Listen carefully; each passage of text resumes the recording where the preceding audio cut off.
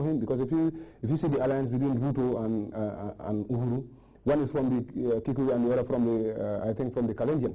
So these two tribes that were accused that had fought each other during the past election, we've seen these two political heavyweights coming together, unite the people from different ethnic backgrounds, and come together and put a united front and won. So now this for me was a slap in the face for the ICC, because if you look at it, what are the Kenyans telling the ICC? We don't want you to meddle in our affairs. And I think many people in Africa, around the world, will agree with the Kenyan people. And the court, it seems, is trying to also come in line, because we've seen they have dropped charges against one of the accused. The vice president. He's running it. Yeah, he's running it. So now, for me personally, it's my opinion. I think it's just a matter of time before even Kenya himself is all the charges against him, alleged charges, are dropped. I think the court has seen that it is not wise, or it is not founded, or that it is a futile attempt to bring Kenya to court. Okay, and then thank you very much, Jallo, my colleague, a political science graduate at the University of the Gambia, for talking to us about perspective on the Kenyan election. Well, our own Abubakar Dabo will be talking to us about his experience in Kenya and about what he actually make out of the situation in Kenya. I'll have to start by first and foremost expressing my delight with the move of the Kenyan people for electing the president of their choice. This is very important in democracy. The government should be of the people. And people must see their representative in government serving their own interests. If that happens, then you have a government where the mechanisms of governance can be run easily. Coming to Kenya, the geopolitical situation of Kenya. Kenya is a country whose political dynamics is divided along culture and tradition. That's why even during the elections you can see that different parties are represented by the different colors, the yellows, the different colors as you can see. And politics in itself is based on certain aspects. The dynamics, the perplexities are based on few things. That is the rival opinions between the individuals, rival opinions, the different ones, the competing needs, the opposing interests. And if that happens, there must be a yardstick that measures whatsoever comes to play. That's why elections is very important. Now, coming to this main issue, the election here of Uhuru Kenyatta into office, I think there is no problem him being elected. Do you understand? Even though there were threats that Kenyans will be doing this at their own risk, but there's no risk in this, because Uhuru Kenyatta is not a convict. He's just indicted. Do you understand? And indictment is one of the steps in a pre-trial situation. Do you understand? So indictment doesn't mean anything. In fact, the charges against Muthaura were dropped, and he is one of the high-profile Kenyans who was charged at the ICC. So that is not an issue here. The issue is that let him, as usual, and Kenyatta has been very supportive. He's been responding to his calls at the ICC, to express and to give his own view on how everything happens. And even the prosecutor of the ICC has commended Kenyatta for the stance he's taken so far towards the ICC. I think the international community needs to be very careful, very wary, in order not to meddle into the political affairs of the Kenyans, because Kenya is a sovereign state of its own. Its political dispensation should be left with Kenyans themselves. Of late, I think shortly before the elections, the British government said something, that the election of an indicted war criminal could put on Kenya. I think that wouldn't have any ramification on Kenya, because Uhuru as a person matters, of course, but doesn't matter that much. In international relations, dealings are done in two ways. You deal at personal level and you deal at policy level. At policy level, the state will be dealing, and Kenya is very strategically located in East Africa. In fact, it is the biggest economy in East Africa, helping the world in the fight against terror and things like that. So the international community, especially the West, cannot operate in the East of Africa devoid Kenya.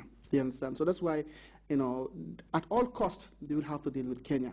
So that will be at policy level. At personal level, you cannot deal with a country, without a head of state.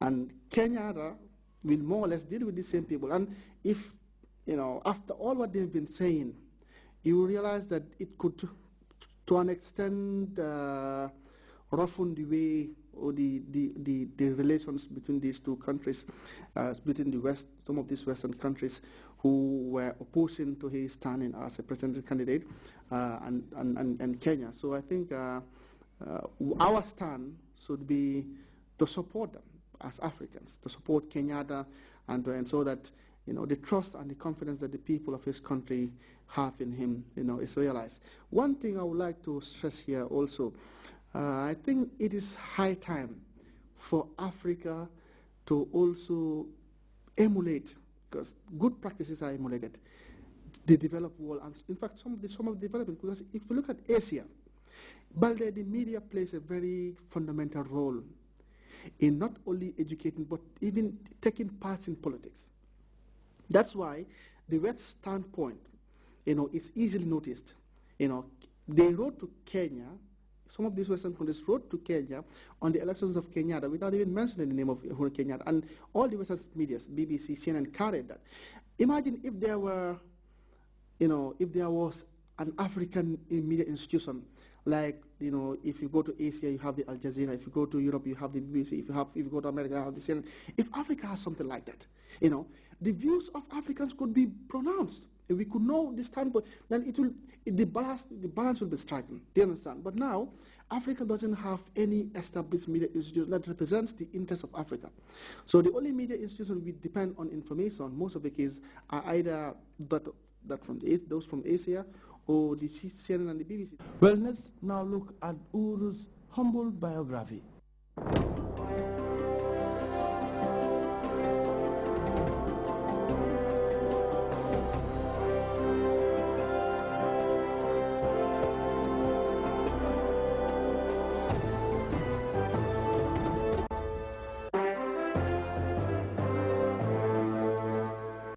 I want you all to understand that Nairobi is the heartbeat of this nation.